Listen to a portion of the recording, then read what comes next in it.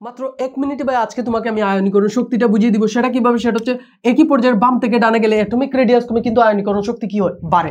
সেটা হচ্ছে দেখো লিথিয়াম, বেরিলিয়াম, বোরন, কার্বন একই পর্যায়ের মৌল। তাহলে সবচাইতে বেশি আয়নীকরণ শক্তি কার হবে? কার্বনের। কারণ হচ্ছে এটার আকার সবচাইতে ছোট। তাহলে কার্বন, তারপর হচ্ছে বেরিলিয়াম, তারপর হচ্ছে বোরন, তারপর হচ্ছে লিথিয়াম। এখানে একটা এক্সেপশনাল কেস আছে। তারপর হচ্ছে উপর থেকে নিচে গেলে কি হয়? অ্যাটমিক রেডিয়াস কমতে থাকে, আয়নীকরণ শক্তি বাড়তে থাকে। তাহলে কি হবে?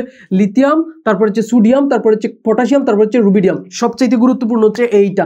বা যদি স্টেবল হয়, যেমন হাফ ফিল্ড আর হচ্ছে ফুল ফিল্ড, যদি P3, D5 এবং F7 হয়, তাহলে এদের ক্ষেত্রে সবচাইতে বেশি আয়নীকরণ শক্তি হয়ে থাকে, কারণ হচ্ছে এরা স্টেবল।